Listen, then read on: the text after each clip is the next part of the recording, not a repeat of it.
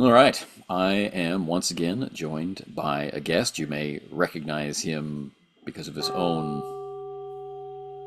history on YouTube, or you may recognize him from recent actual plays on this channel with our Call of Cthulhu campaign, Turn of a New Leaf.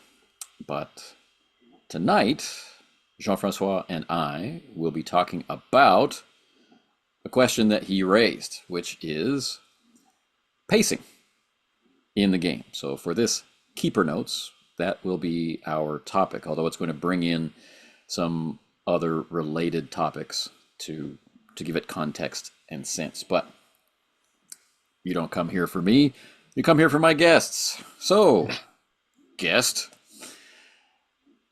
what exactly is the topic before us this evening? Yeah, well, I reached out after our last session because I thought that the post conversation after the last session was yeah, I couldn't find my words. I was still immersed, but I gathered my thought and I came back to you and I said, you know what? I think there's a good relationship that deserves some discussion between pacing and imagination. And trying to figure out maybe this discussion can put some light on those relationships. Sure. So maybe we could start with some definitions. Cool. When I'm thinking about pacing, I'm not, we discussed already, we don't think about story. We're not going to talk Right. about the pacing of a story. We'd rather talk about just the tempo. And it's intertwined with tone, isn't it? So the tempo of the voice and how it allow imagination to um how can I say open and Mm-hmm. also maybe work better and also maybe merge together. Like if you have like five people, like you and I play solo, so right now, so we are Right. two. The merging of our imagination and how pacing can provide that, help that, and also I'm having many different questions as well with the relationship with genre and how Sure. we prepare for pacing in such manner and how it can allow for a better flow of imagination. Now, imagination, another definition we can probably Big let's topic try some. alert. Let's try just some representational content or Sure. mental representation somehow. Right. But it can be, you know, so many things. You discussed it already, but we're not necessarily talking about image. We're talking images. We're talking about visual representation, tactile representation, gustative, olfactive, memories, emotions, Right. sounds, all that. So Our our conception of the situation the characters are in, the imagined situation, all the details it contains, which exists up here. Yeah. yeah. And so one of the first question that I wanted to ask you was, how do you, as a GM or as a player, how do you prep for pacing? Because in our session, what I've noticed in Call of Cthulhu, Turn of a New Leaf, you do this with my sessions, but you do it with all the other ones as well. Is that you at the beginning there is a very keen use of silence. So when the session starts, there is an establishment of pacing. You establish the pace, and then everybody kind of like chime in, and then we start to get a tempo. So how one can prepare for that? Because I never, to be really honest with you, I never did it, and neither as a GM or as a player. Um, so the first part of the question is connected to any kind of formal activity, whether it's a business meeting or a religious meeting or a brief huddle in the middle of a sports event, right? Anything that we do where information is going to be exchanged, we tend to find that be more effective when there's a clear signal of when it's stopping, when it's finishing, and there are clear expectations of behavior in between. So importing that into, or recognizing that behavior into an RPG session leads us to talk about magic circles or ritual Rituals, or, yeah. or whatever, right? So when we transition from a bunch of people who are going to be playing a role-playing game to people who are playing a role-playing game, there needs to be some kind of sign. It could be something simple like, all right, let's go. In the past, I've used things like musical cues or audio cues, but what I've noticed is that it doesn't really matter what the cue is, it just matters that the cue is recognized. So it could be body language, it could simply be an expression, it could be a change in the pitch of your voice, it could be a phrase that you use every time, it could be the game master sitting in the game master's chair, wherever that is, right? It doesn't matter what the thing is, it just matters that it's consistent and it's recognized. And so one of the things that works for me is what you mentioned, silence, giving everybody a chance to clear their minds. It's intentional, right? I'm not going to say anything. People will notice that from my body language that's what I've done, right? I have stopped talking and we're now transitioning to the point where I'm ready to play.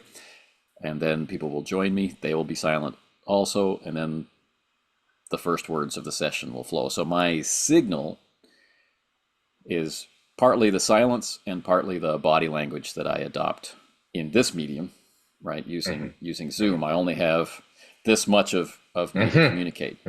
In a face-to-face game, right? It really starts. I'm in my chair. I make sure I'm comfortable in my chair. I check my dice that I can reach them, and whatever other item I might need. If there's meta currency, chips, or whatever, right? I make sure that they're there, and then I stop talking. And then the rest of the group joins me, and when we're all focused on that silence, then the first words of the session start, whatever they might be. Yeah, and it's very interesting because it feels like a maestro in front of an orchestra. It feels, and it reminds me of another thing. It reminds me of Joseph Campbell and Mircea Eliade. When they talk about rituals, or when they talk about the hero's journey for Joseph Campbell, for example, there is the moment where you go across the line. You go through. In French we say le seuil, but this kind of like a doorway. It's just, and then you're in. Now you're cross in. the threshold. Yeah. Cross the threshold. Yeah, threshold. Now you're in. So for that, and for me, I think that's where the pacing starts.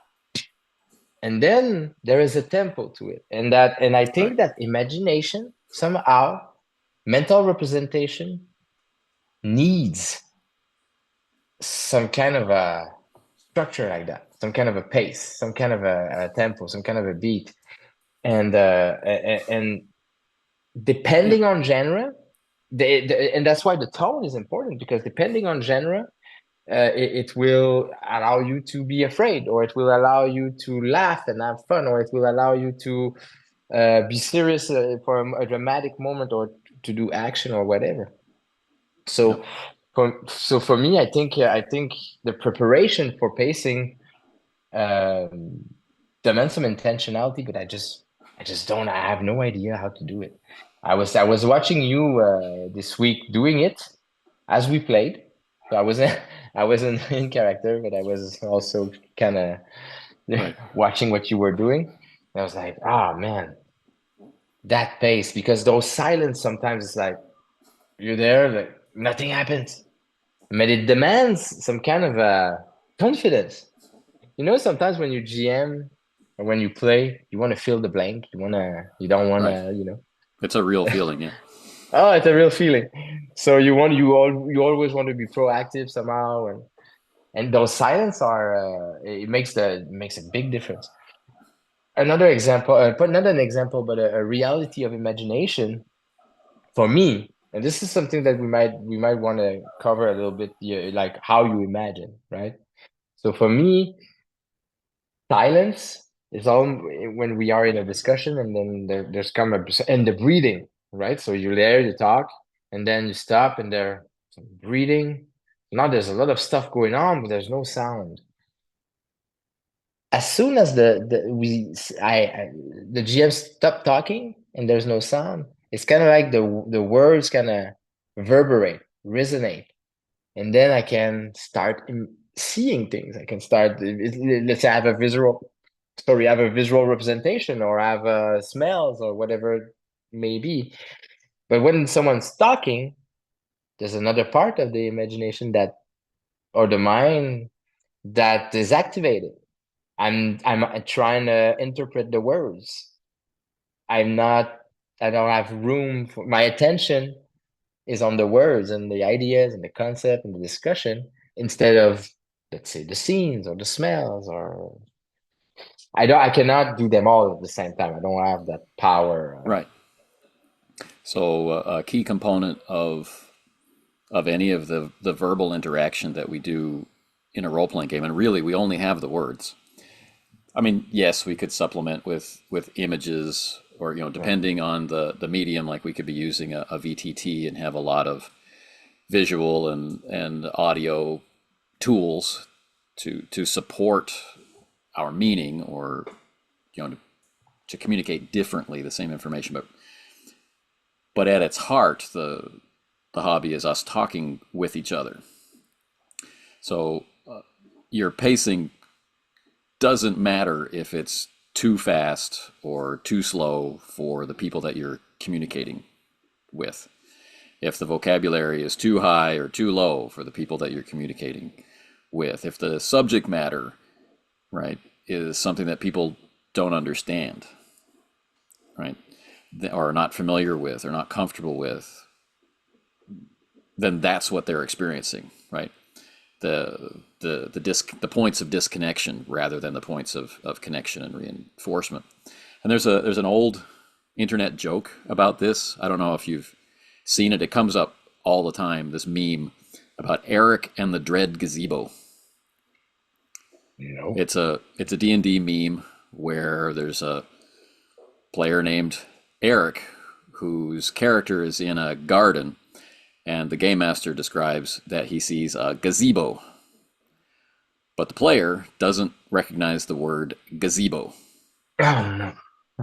So because he's playing Dungeons and Dragons, he assumes it's a combat encounter, and so he's interacting with the game master. How far away is it? Is it threatening me? And can I shoot it with an arrow? All these things, and nobody tells him until the scene is over what a gazebo is.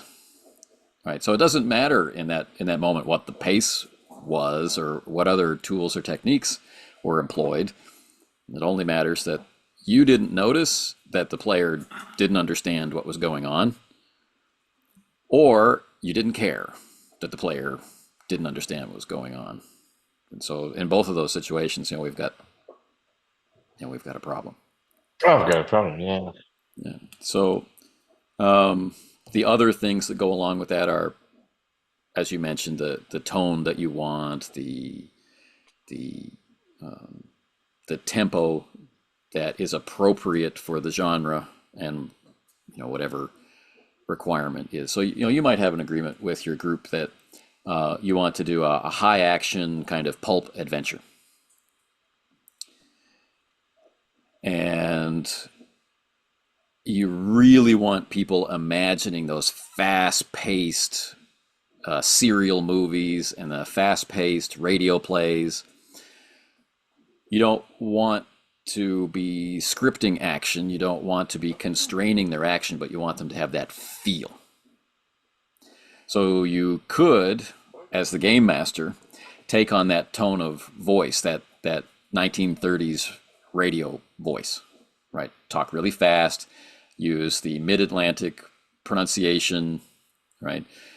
You might choose to bring in elements to kind of create that ritual notion of crossing the threshold. You might play an old advertisement, from that period to get people focused on thinking about radio and thinking about fast talking, and then you might start right in the middle of the action, right? So we open play, and our heroes are dangling out of the back of a DC-10, right? with the nose and the oh man, that I heard it was the way the air the I don't know The how to radio say waves. that Yeah. the radio waves was making that thing. I thought, but for a long time I thought people were speaking that way for a long Well, time. part of it, there's a whole story about why people chose that particular way to speak, but it's beyond the scope of this particular podcast. Oh yeah, of course. But yeah, so there they are dangling out of the back, right? So if I were doing it this way, all right, it's July 1944. When you left the airfield, it was a hot summer day. But here, at 15,000 feet, it's cold, and the wind rips your words out of your mouth. And you, Jim Calloway, are hanging upside down out of the back of a silver airplane. A giant thug of a man is holding your ankle, getting ready to drop you.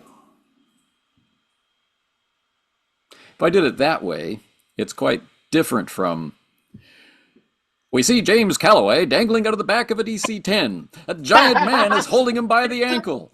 The wind is ripping by. His arms are flailing in the breeze. What, Jim Calloway, what will you do?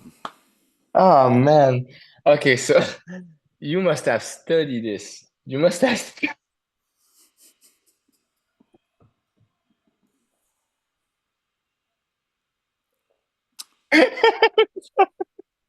It's crazy. It's so good. But even if I tried to imitate that, I wouldn't be able.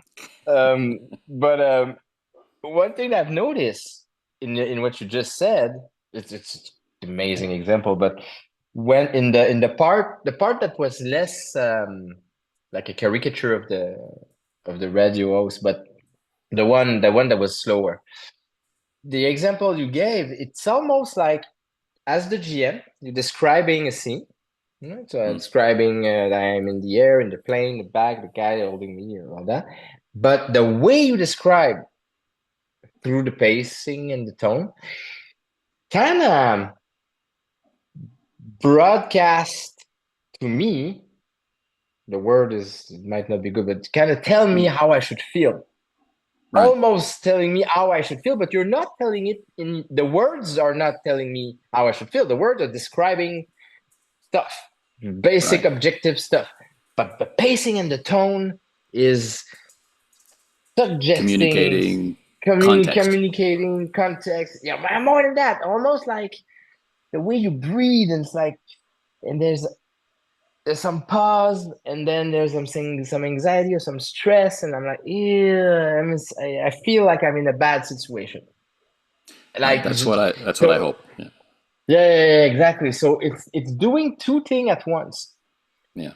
So one thing is this, the words are describing the scene, but the pacing and the tone is describing the emotion and the intensity and the like you say, atmosphere, context. Yeah. I like to think of it as context. Yeah. So we are collaborating, right? I get to go first, maybe, because I'm setting a scene. In the game that we're playing, I get to create the imagined situation. That's the stone hitting the pond of our imagination, right? And the ripples are going to go from there, Mhm. right? We know Yeah. the basic shape of the ripples are going to be round because we know what the characters are, we know what the setting is, we know what the genre Yeah. is. We have an idea of what feel we want, but we feed each other. So if I don't try to match the tone that we've agreed on or that we hope for the play, then all of that work, all that energy has to come from you, right? So if I get to go first, then I'm going to have to throw that energy out, right? And communicate. This is how I'm imagining the feel to be, and you're going to receive that. And then when you're responding, it's going to take on your characteristics, right? And we'll get as dark. If we're playing horror, we'll get as dark as the combination of our two contributions will allow, or it will be a different feel of horror, right? You know, remember that old video, genre is rule zero, right? The feel. Mhm. We can't escape the medium that we're in, that is going to be primarily verbal. We can't escape the participants, right? So if you're very engaged and very dynamic, and I'm very engaged and very dynamic, and then another person is not rising up to meet that, but is instead saying, "Yeah, well, I think my guy is going to," right? That Then there's an average. that We wind up with the average, yeah. man, that's exactly what I was about to say. Let's say you start with your description very slow and very atmospheric, and you describe the whole thing, and then the players say, "Well, I don't know. I think I'm gonna look at the guy, and I'm gonna try to talk to him." And so if I don't match your pacing, if I don't match the tone, it kind of ruins it. No, it doesn't ruins it because, like Well, you it said, it's could. gonna be It could. it Yeah. could, but it's gonna be an average. So as a player, in the player perspective, since most of the time all sessions start with the GM speaking. Sure. Most of the time, it's kind of like an unwritten rule. But We'll come back to that if because I like to break that one. Yeah. oh yeah, perfect. So the player, when the player doesn't work on his pacing and the stone, how can his collaboration be more than just actions, like decisions, pure decisions and mechanical output, and then because there's an aesthetic to it. It's still an aesthetic. I would not say performance because I don't think it's performative, but I would say Understanding endeavor, or understanding endeavor. and Yeah, yeah. endeavor. What we do is we try to portray something. We're not gonna try to define what role play is here, but we try to portray Represent. something. Yeah. Represent something. Like for in Call of Cthulhu, I play a gangster in the 30s, during the Prohibition, during the Great Depression. So I'm not gonna be talking in a certain way. I'm gonna be describing in a certain way. I'm gonna Right. and so for me that's how the merging of imagination occur. I don't know, since, like you say, since it's just a verbal thing, since we're not, it's a medium that demands a conversation. Well, conversation should have some principles behind it, right? Should have especially if we want to have an imagination to merge, because otherwise Right. otherwise we might always going to be bumping on each other. If you keep the tone and the pace constant and coherent for 2 hours, but you play with three people who have random different tones, different pace, how Right. how can you achieve that? Let's say you have a goofball guy. His tone and his pacing is a little bit more like a comic relief, and you're trying to do horror, and you keep on reinforcing it. It becomes like this. It can become a confrontation of pace and a confrontation of tone, Yep. and some people don't even notice that's happening. That's the thing. Sure. They If you put the want, blame if you on the want, game. Yeah. oh, they just don't even notice, Or they don't because the notice thing it. is Yeah. that yeah, because you can have a really high quality session. Imagine everybody's on the same page. We discussed earlier, we said in social contract, most of the time, we discuss intention, we discuss the way we're going to play procedures, methodologies, stuff like that, responsibilities, and how we're going to call the dice roll, stuff like that. But we Right. rarely speak about how do you imagine? Hey, how are we going to imagine together? We Right. never. I never saw that. I never asked my fellow gamers, players, Uh, like, how do you imagine? How could we imagine together? right. Which Because is- there's those two aspects, right? How do you, as a person, usually in a situation that requires imagination, how does your imagination present itself to you? What is the what are the qualities of your Mhm. imagination? Mhm. That conversation doesn't seem to happen very often. And then there's the how are we going to make room for and encourage imagination in our play, which could have three different outcomes: shared, intentionally shared, where we are all being very descriptive. And so we're all imagining the same situation in the same way. And so I mean, like, the color of a thing, which may or may not be relevant to a given moment of play, right? Or the peculiar aspects of a design of a thing, which might not be important, or what a character looks like.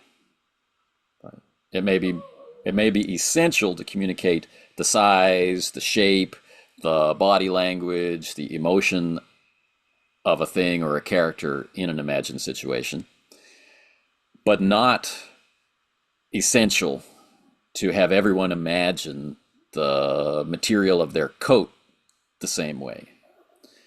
So it becomes important to pacing if we recognize what does and doesn't need to be communicated and what does and doesn't need to be shared. So we could have shared imagination where we all imagine everything the same way because we all say it. And so it merges that way. Or where we communicate the essentials, right? And usually I see this and try to play, like in a horror game especially, I'll try to play where the game master will communicate the essentials, where things are, how how wide the door is, right? How small the room feels. What is the feel of the room? What is the temperature of the room? What is the mood of being in this place? Like a hesitation about entering a haunted house, right? You don't have any facts to say don't go in there. There's just this sense. So I want to operate like the character's senses, right?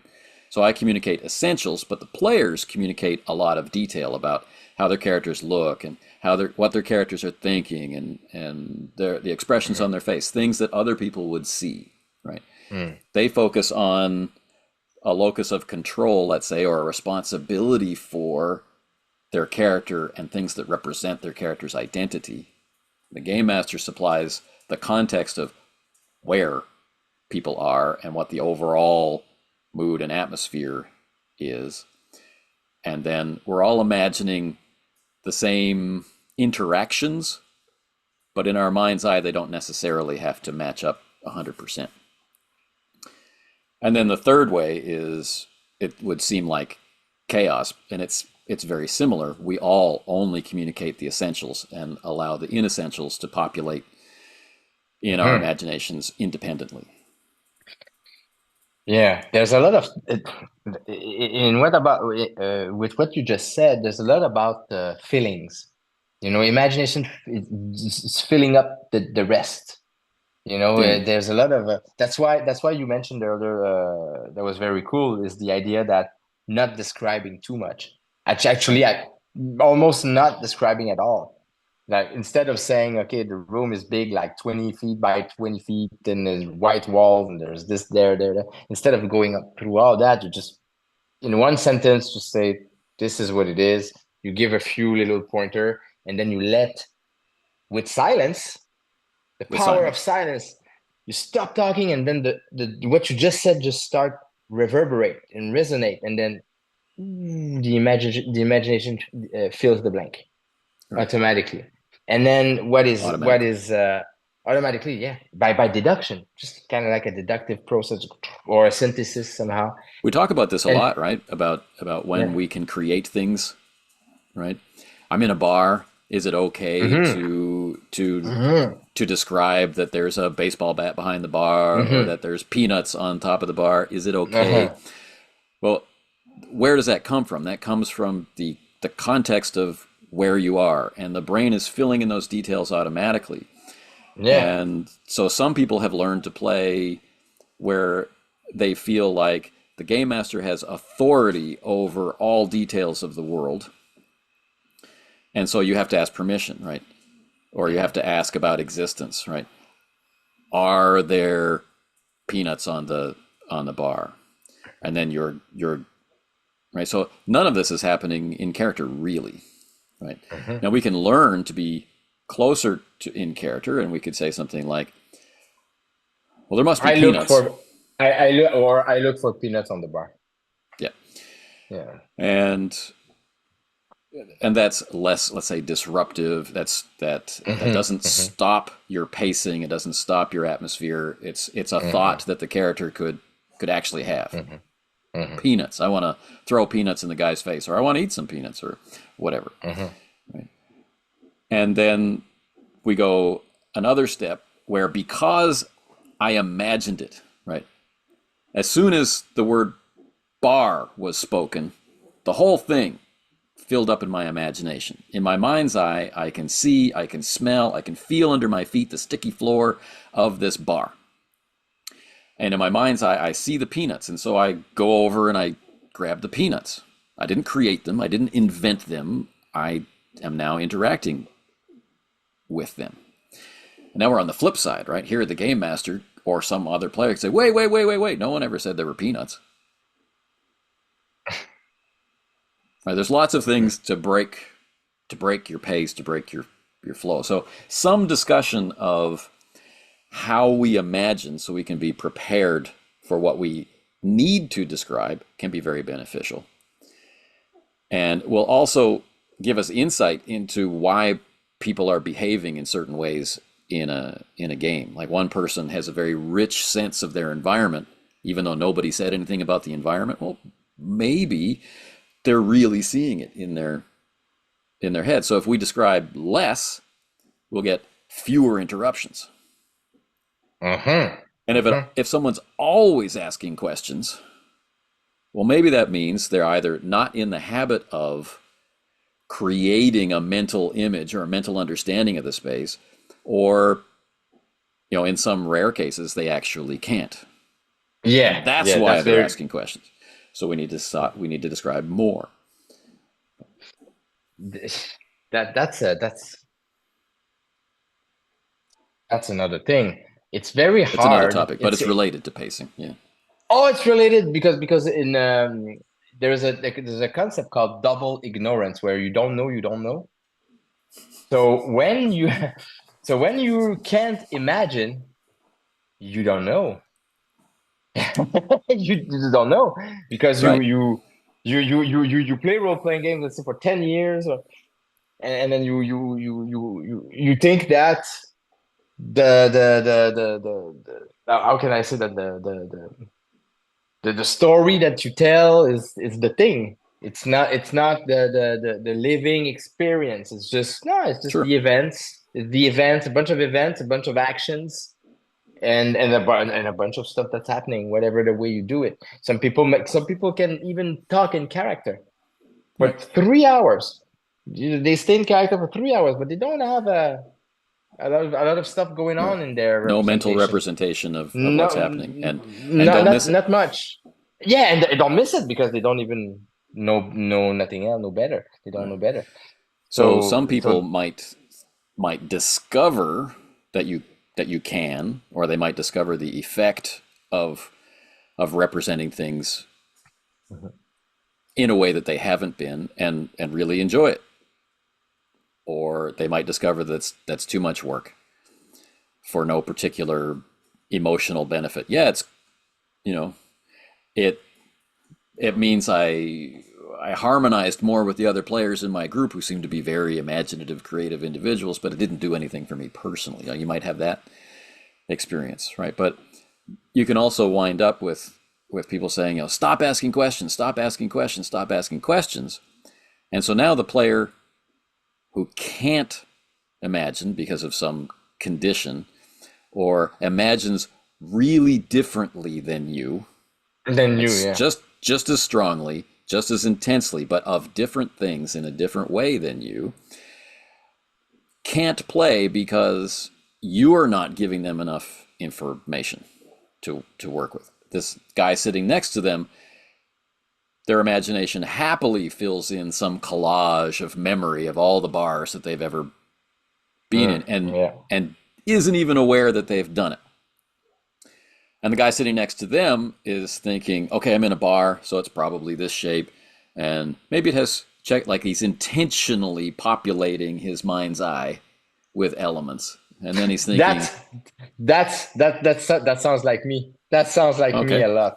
That's okay. my style. Oh yeah, that's a good call. Wow, that's you're putting words on my own imagination. So keep going, keep going. Yeah, So keep the going. game master is supplying some essential details, like Yeah.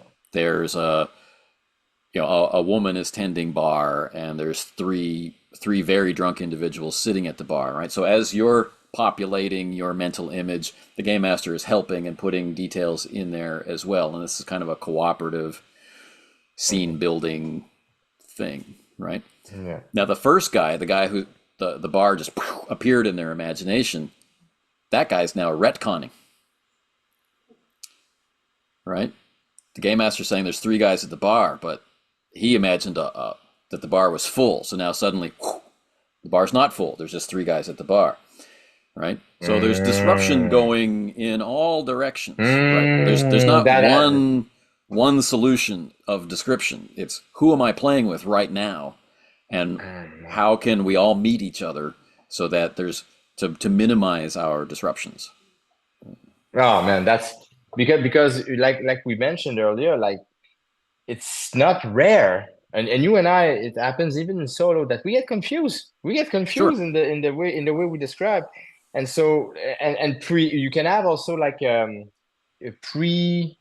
premature, but not premature premature Premature imagination or imagination. yeah, Yeah. yeah, where you I start blow his head imagining off. things before things happen, Yeah. before even knowing, before the because one where the GM thinks something, imagines something, and then one player sees something else, and so and its imagination is going a little further than it should be, and so he's starting to try to say, okay, I'm going to do this, I'm going to do that, and then the Yeah. GM's like, ooh, that's not the way. So who's gonna be retconning, like you say? Who's gonna be changing his Right. imagination? It's almost like not a game of domination. Like my imagination is gonna dominate yours, like in the sense of the way It's I see interaction. it. It's Gears. it's gonna be yeah. Yeah. Oh yeah. It's and And system because is involved nobody here too. Yeah. System is involved. depending on the So game, depending on right. the So game.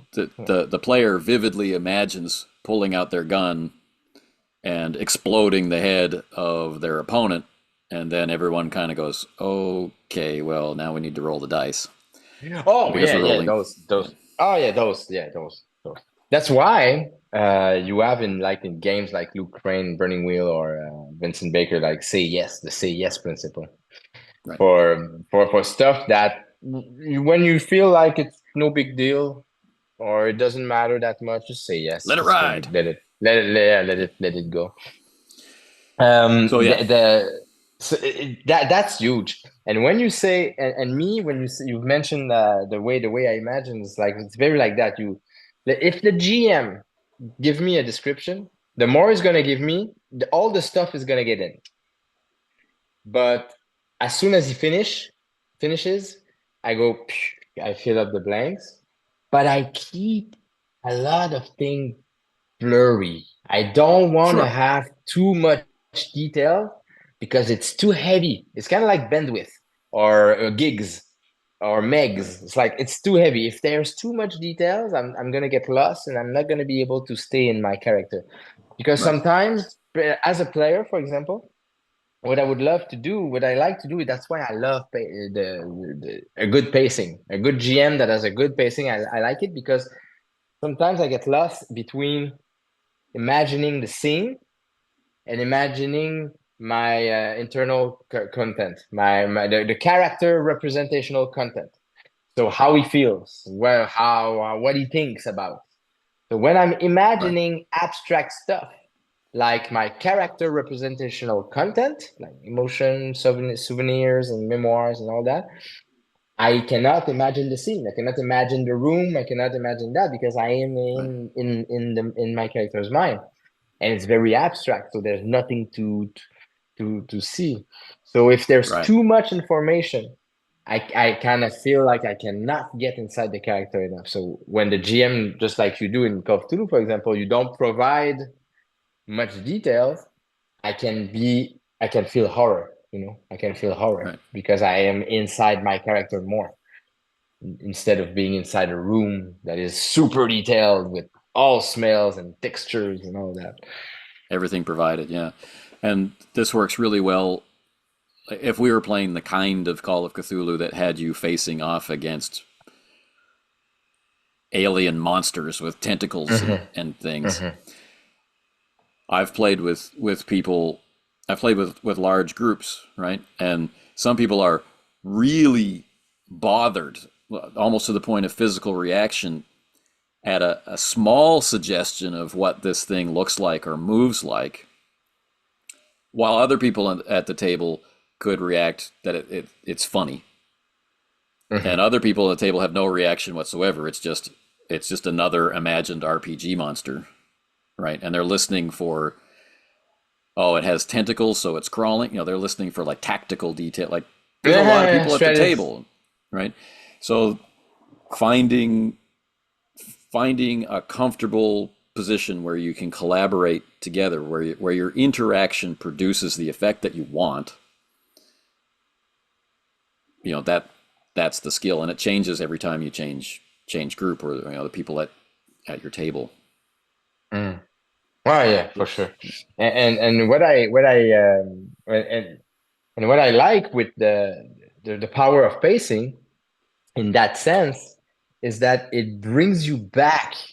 So a good GM that utilize spacing well, or not just the GM, even the other players. Players do It's it a too. Yeah. collaborate. Yeah, players do it too. When you bring back the tone and the pace, someone who can, for me, if I get lost in my whatever, I can be taking notes. Sometimes I get lost because you're taking notes, or I'm stuck in my mind about my character's emotion or whatever, or I'm stuck into strategizing. For example, if a player or the GM comes back with a good pace and a good tone, I kind of Yeah. get back into it's almost like a metronome, Sure. like, and It's a that tempo. is powerful. Oh yeah, it's a tempo. It's a powerful tool. It's a powerful tool because I feel like imagination is like a stream, a bit like a Hmm. stream that changes the tonalities, qualities, its qualities.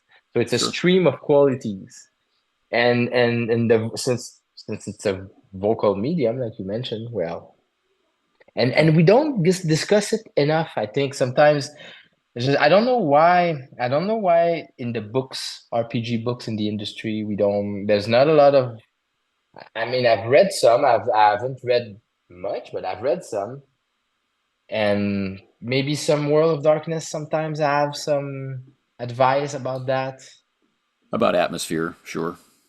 Well, And yeah, atmosphere, but the way we speak, the way we talk, there's not a whole lot of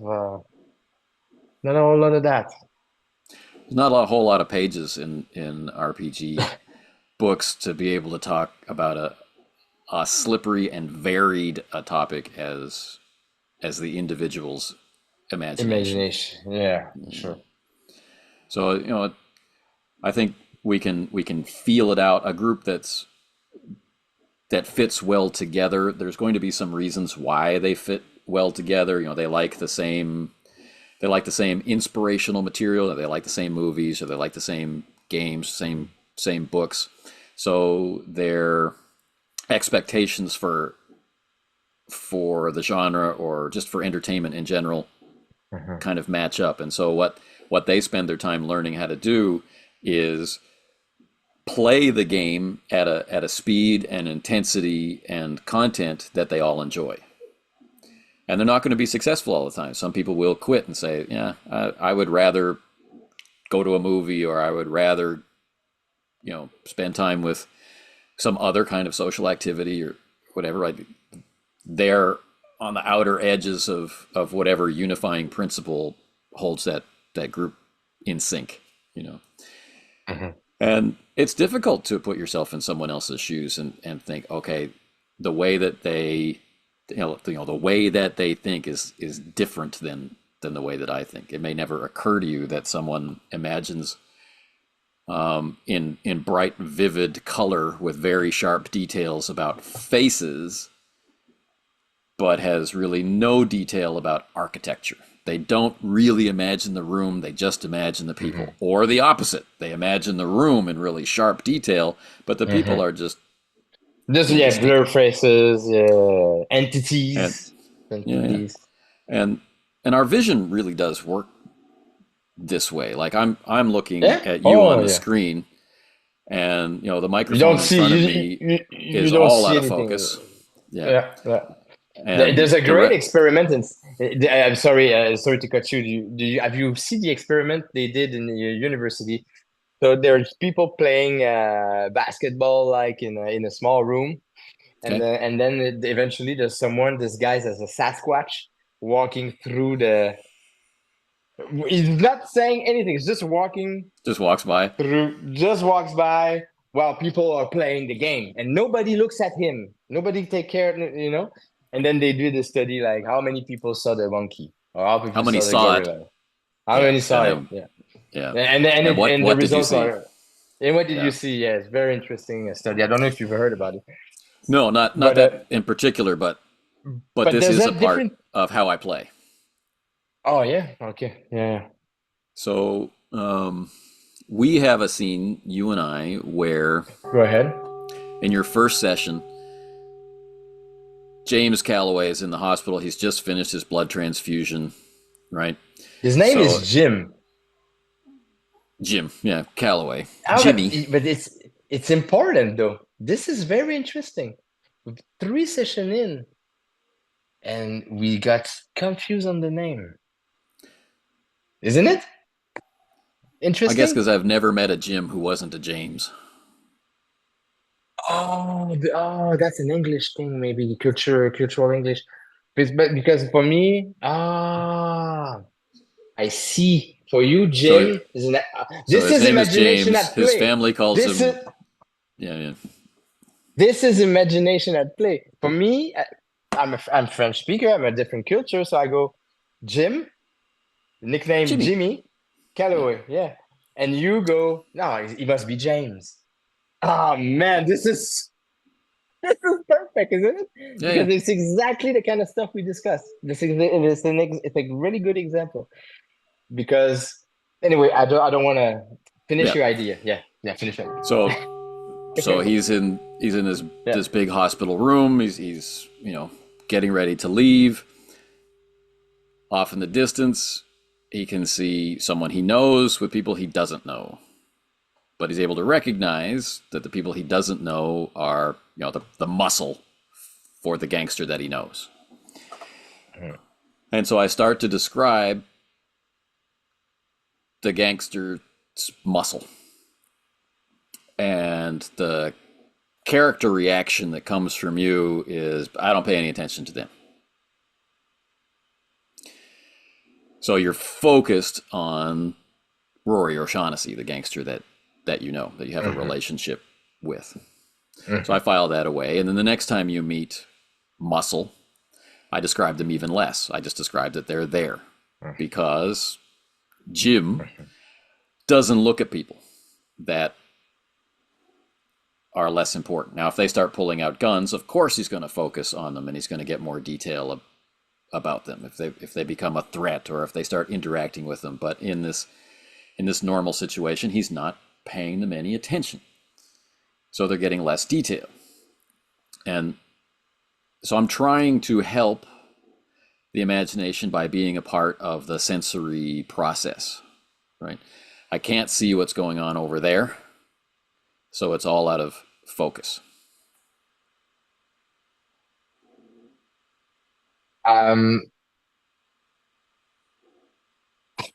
Okay, I have two questions. Yeah. First question.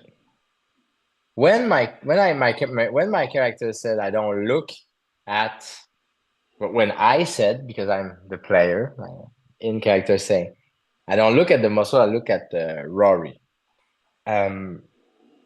What did you think as Anthony, as the GM? Did you thought SameOldJi doesn't care No. about the NPCs? He's just care about the important character. Jim Calloway, the very famous high-level hitman, knows that these guys are not his level, will never be his level, and so there you go. Okay. Yeah. Okay, so that's very interesting because because that's the way I approach the scene. The way I approach the scene is just a matter of hierarchy and status in the gangster land. Now, you after that though, you said you change your description to muscles is just muscles. It doesn't matter. So you stop, be detailing them later on because you know they're there. You know that, yeah. And but it's so interesting because it's for me, it's for SameOldJi, but it's not for SameOldJi. At the same time, it's for Jim or James It's for Calloway. the experience of. It's for of the Jim. experience, yeah.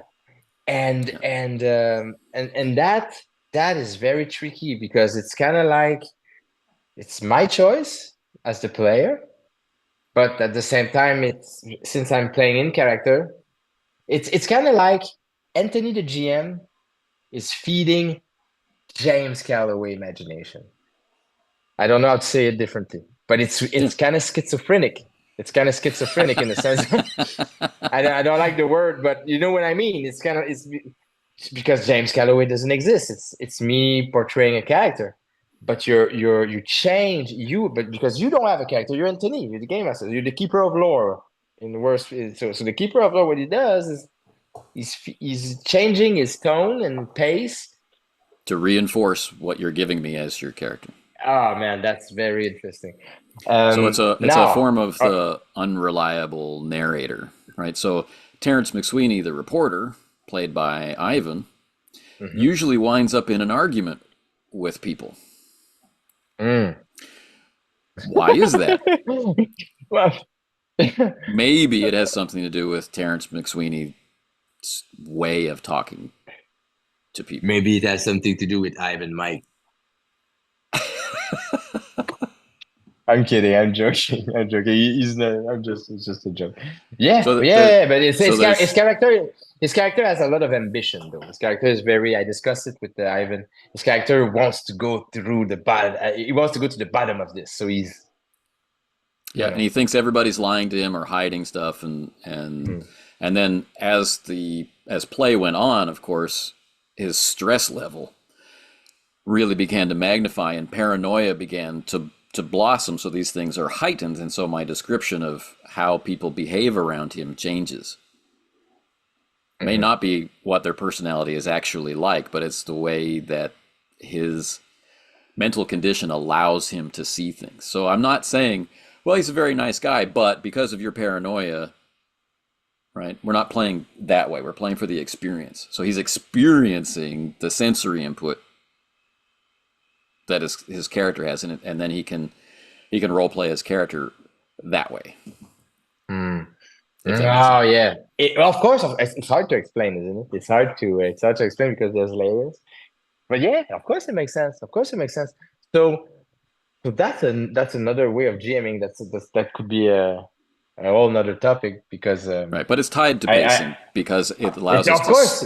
to strip out all of No, that out of character discussion. oh, of course, it's tied to pacing. It's just that I imagine another topic completely that we can go where because I never heard about that idea in GMing before.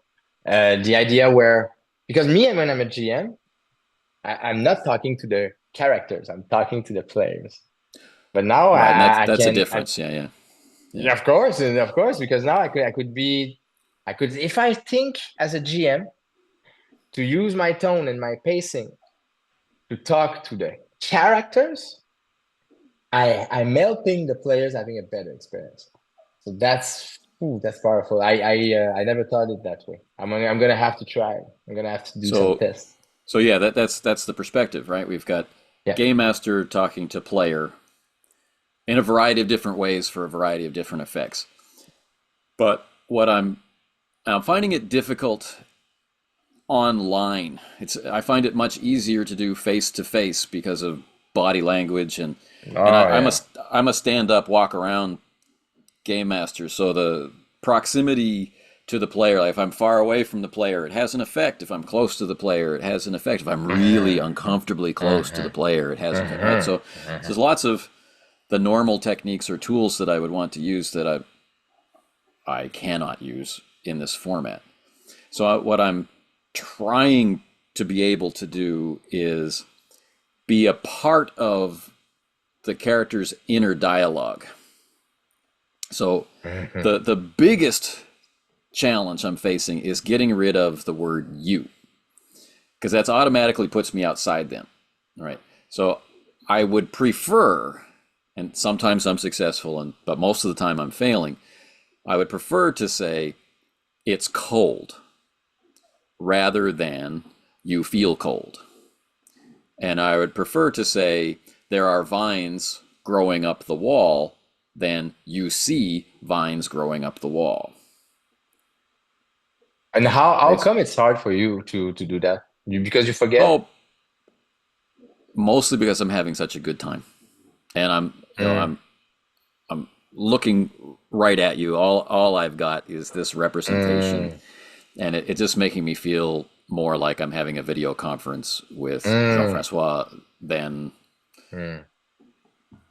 you know. Yeah. It's Yeah, one of those yeah, things. yeah, I understand. But So, man,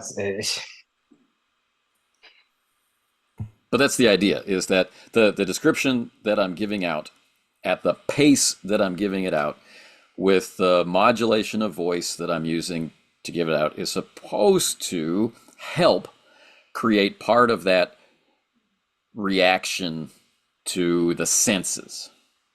And then your action and your interactions, that's all on you, right? The three parts of what happens in play: action, reaction, interaction, right? So I'm part of your reaction.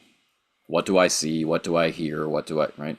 Mhm. And so it's I hope it will feel like a part of the character's senses.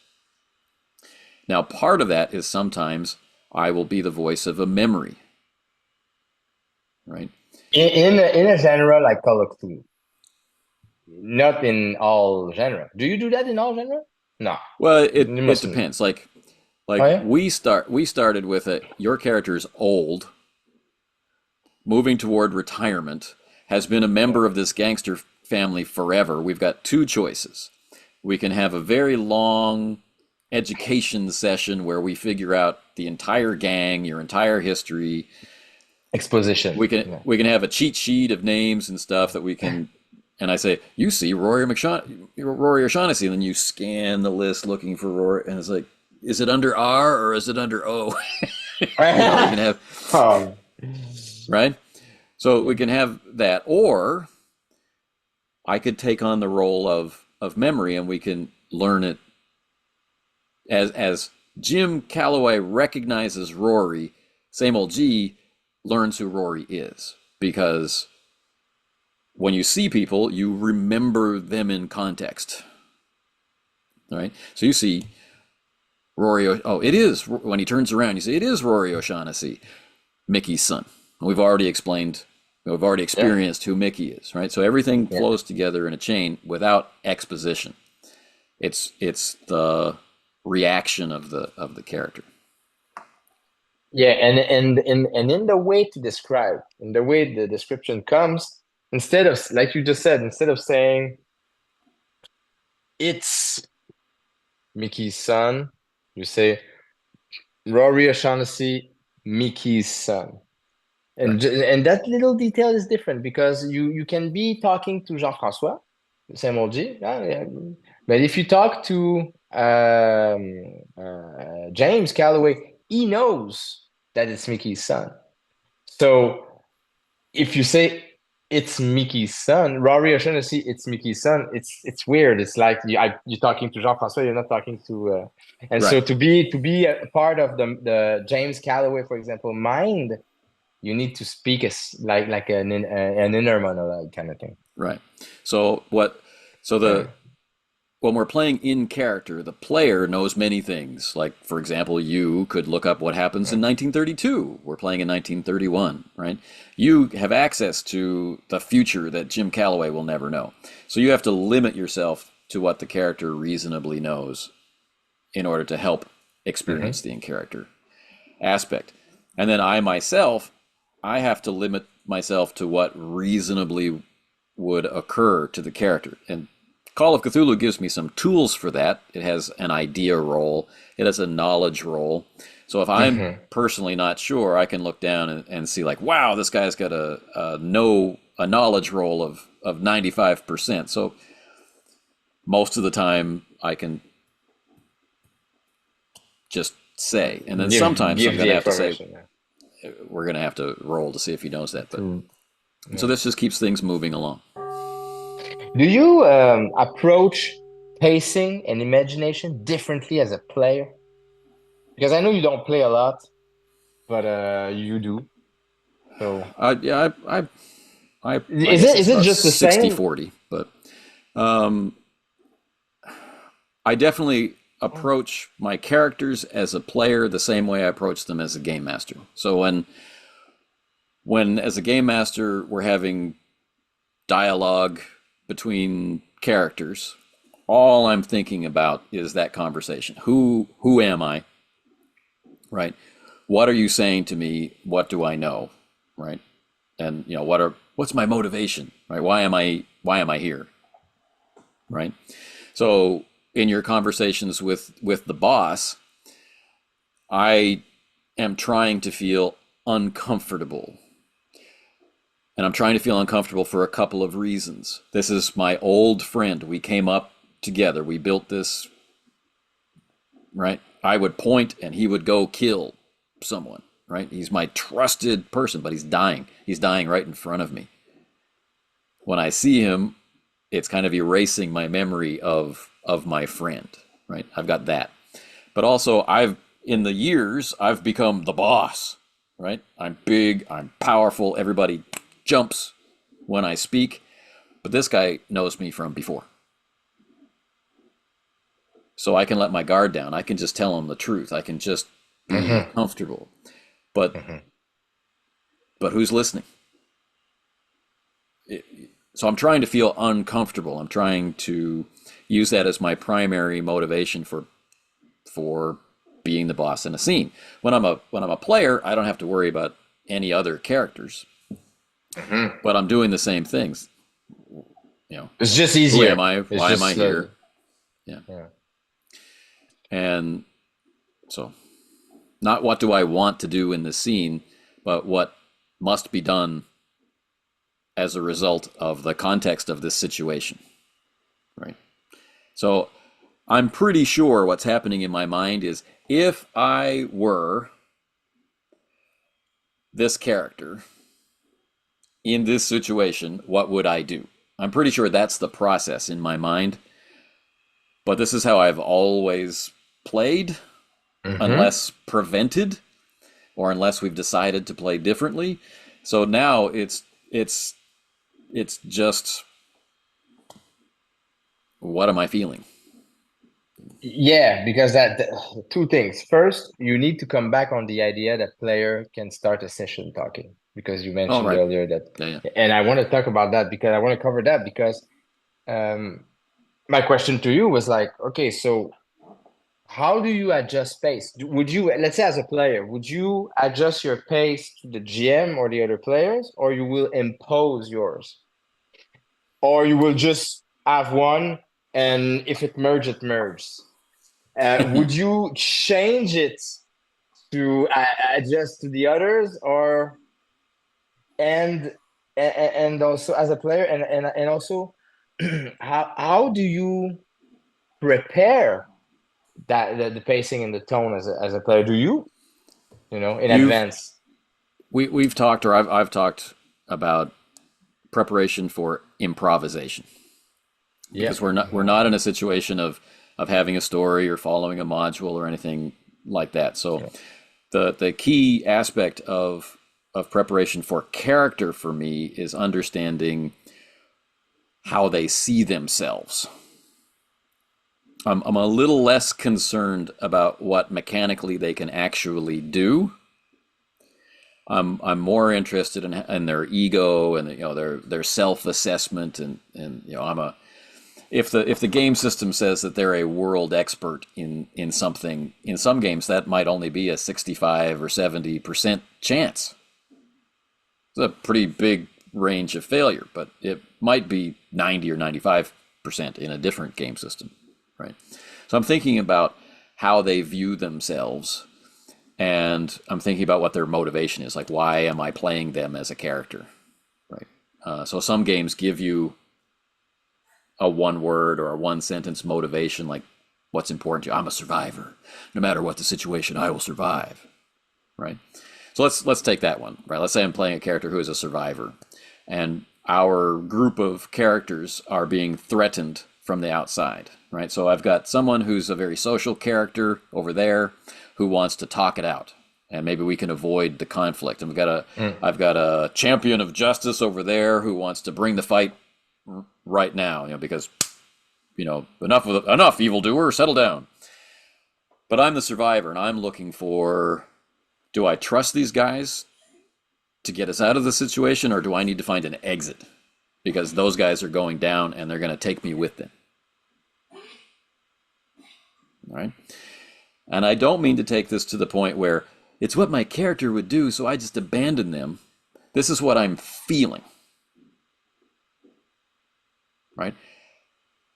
I trust this voice of justice guy, and I kind of trust the face over there, so I'm going to stick with them. But I'm going to be arguing for, maybe we need to prepare better, maybe we need to bring in some allies, maybe we should consider fighting another day and getting it. I'm going to be the voice of my motivation,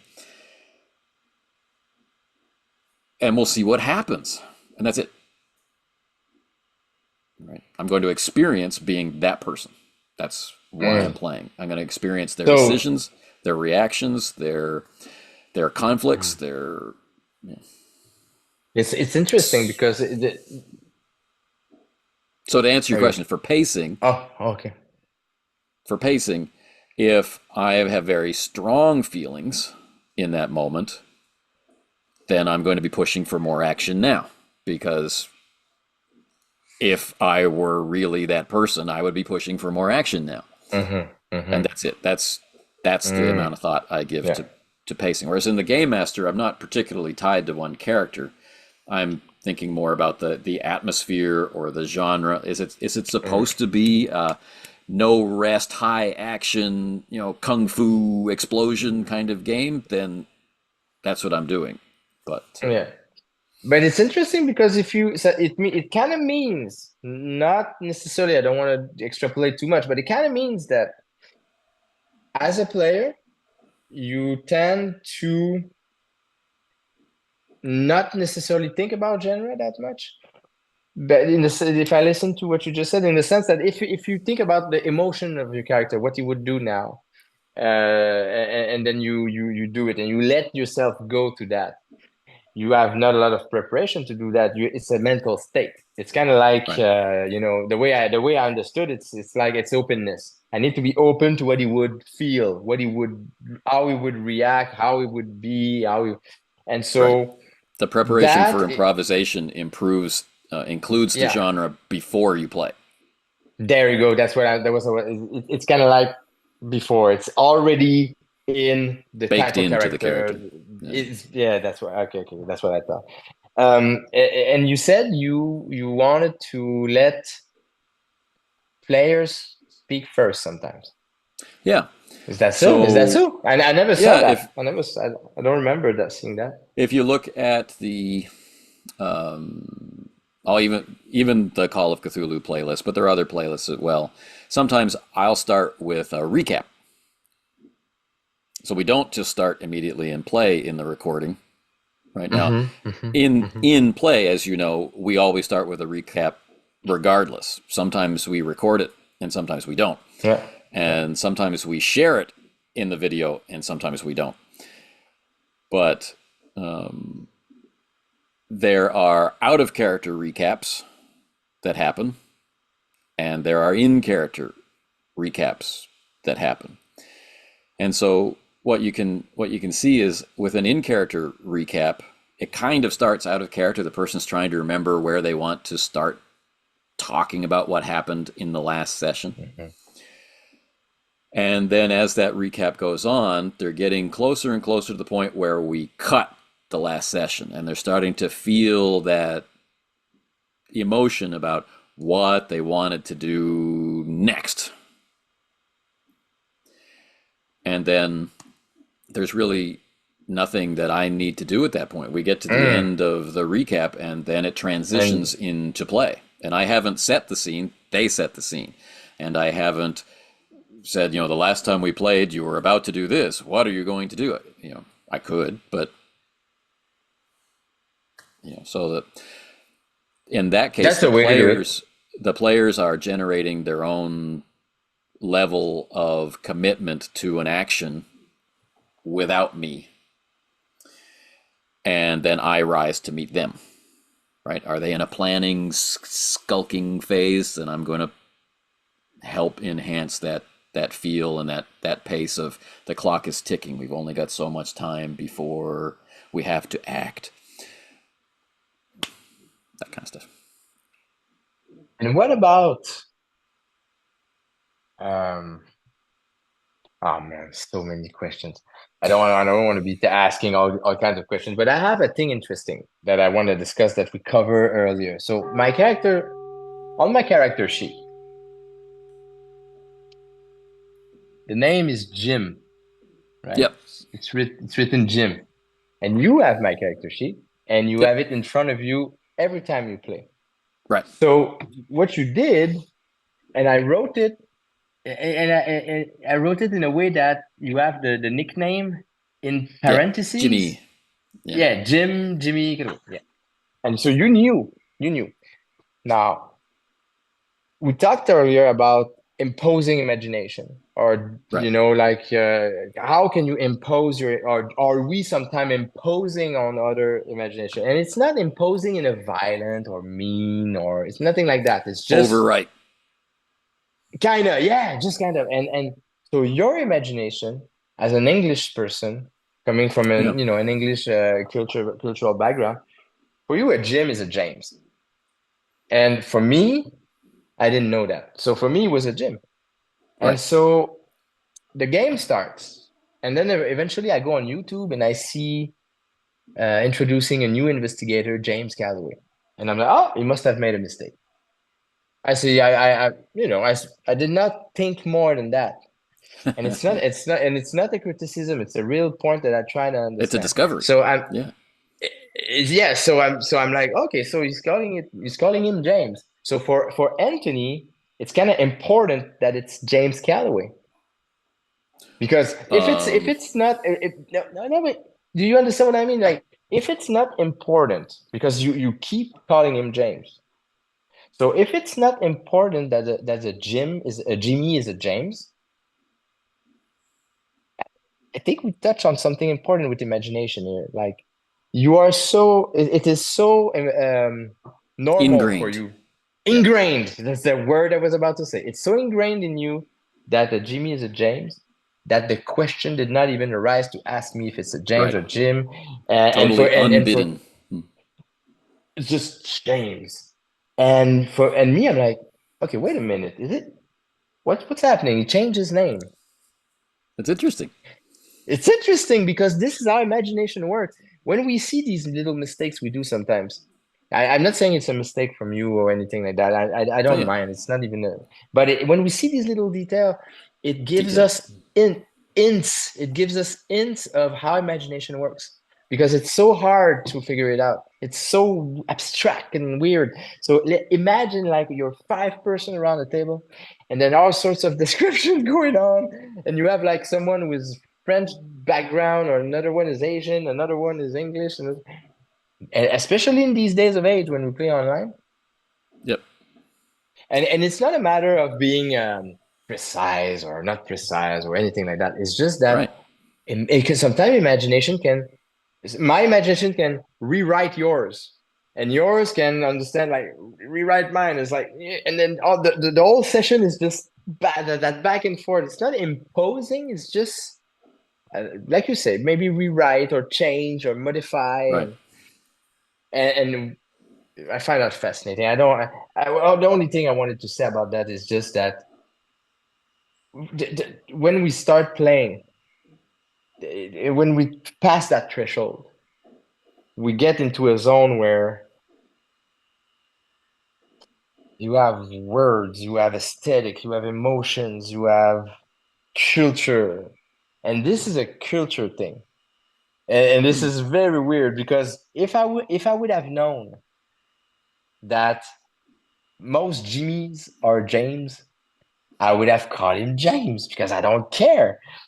But for me, a Jimmy must have been a Jim, so I just wrote Jim. It's just and Yeah, it's it's interesting logical. because it can but it can mess you up. It can not break your immersion, but as an English speaking person, it doesn't make sense that it's a Jim Jimmy. Jim Jimmy is Right. kind of weird for you. You know, No, no. it's Jim is a normal nickname, and Jimmy yeah, is a normal nickname, and many yeah, little Jimmies grow up to be Jim, but at work they're James. yeah. Oh, man, I'm learning this. I didn't. That was there. Like, Yeah. didn't know that. I, Yeah. it's So yeah, interesting. that's It's interesting. it's interesting. And It's there's so many interesting, details like that about like people who are into guns. man. A wrong detail about guns, they have that same reaction. Like, wait, my my character's name is wrong, or no, that gun can't do that, or that gun wasn't invented yet, or Yeah. details about clothes to people who know what clothes were like in 1930s, or cars, or booze, or what Boston Hmm. really looks like. Yeah. All of these things. Yeah. Or are there eaters in the car, right? Are there heaters in the Like car? Yeah. yeah, yeah. Yeah. The Brian Gregory's conversation that was great. But now we are what are we gonna do, Anthony? Because now we have a choice. Is he James Calloway or Jim Calloway? Oh well, it's your character. So in the real world, like my name is Anthony, right? And I've met a million Anthonys, and I've met very few people whose birth certificate, whose ID says Tony. Oh, yeah. Yeah. But I guarantee you that most of those Anthonys, by their families or their girlfriends or whatever, have been called Tony, right? And there's a bunch of us who just prefer to be called Anthony, Yeah. and it's I'm so pretty sure you fall in the second camp. yeah. So it's Are you? it's entirely possible that Jim's mom or Jim's alcoholic abusive dad just called him Jim. Yeah. Right. So Yeah. like yeah, Oh, I didn't make a choice to add James to the character. That that was just unbidden, out of my yeah. control. Yeah. So Yeah. Oh, yeah, yeah. And that's the kind of stuff that happens in game. And sometimes, have you noticed sometimes you play and let's say one character is describing, I don't know, some kind of type of car. And yeah. then you have another player next to him that takes the narration afterward and kind of change the car. And changes the car or changes the position of someone, or that happens Yeah, all the time. it happens really often, and So for then pacing, everybody, do you yeah, stop and say, "Wait a minute," as a teaching moment, or do you ignore it as a flow preference, or do and you let it. you send a subtle text message? Oh, by the way, please The listen to. car, the Yeah, the car is car on was the right. red. Yeah, The not car was orange. red. Oh man, and that happened to me really often. It happened with between you and I in many Yep. games in the past, and that for me, it's not the end of the world. I do think that pacing is more important than those kind of details, in the sense that, let's say, for example, you have a group of 5 people. One player, another one thinks the car is red, the other one thinks the car is orange. The scene's gonna end one day, and the car's color is not gonna be important. Right. So the pacing must go on somehow. I don't know. That's a Right. preference of mine. And I do think that imagination, when you rewrite it, you kind of stop the flow of it, and then I don't know. It's kind of hard to bring it back. If Uh, people notice, yeah, because you have the other thing where you notice that nobody noticed that the detail changed, right? yeah. The game master says the room has no windows, and then someone goes up to the window, and another person joins them at the window, and it's like, we can have the game master say, "Well, actually, there's no window," or it just continues on. Yeah, that was your argument when I said in the past, always say yes. You said, yeah, but sometimes there's confusions in games, and if you say yes and then there's no window, and now there's a window, what we're gonna do? Oh, Sometimes you need man, to ask questions. What? Wait a minute. Well, actually, 5 minutes ago, the game master said there was no window. He clearly said no window. What's going on with this window?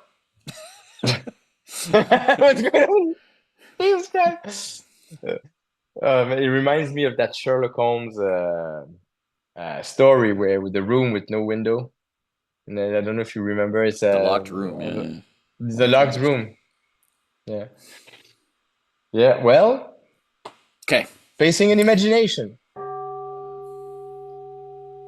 I think even if we haven't covered all of the aspects we wanted to talk about, or even if we had, we've probably talked long enough to wear out our audience.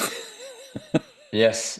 Well, maybe the problem with these topics, maybe to do some kind of a conclusion. I think the problem with these topics is that they are very abstract, and they demand a Sure. lot of self reflection, and also, metacognition, where whilst you're in the game, whilst you're in character, you kind of like need to look at yourself. Okay, how am I imagining right now? What am I doing right now?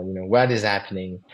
Sure. And Or you reviewing you, it you after need on video. Yeah. you reviewing it after is huge, so I think that if we have lost people, we have lost them a long time ago.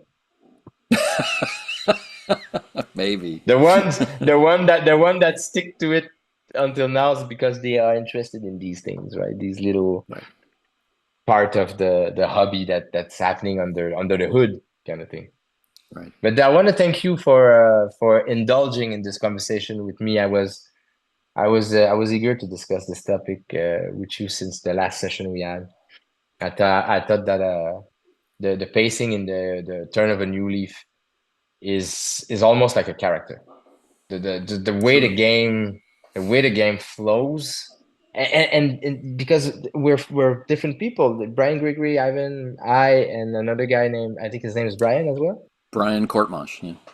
Brian Corkman, yeah. So we all different, very different, but the pacing is kind of like the same. I feel like we go at a certain tempo, all of us, and we haven't.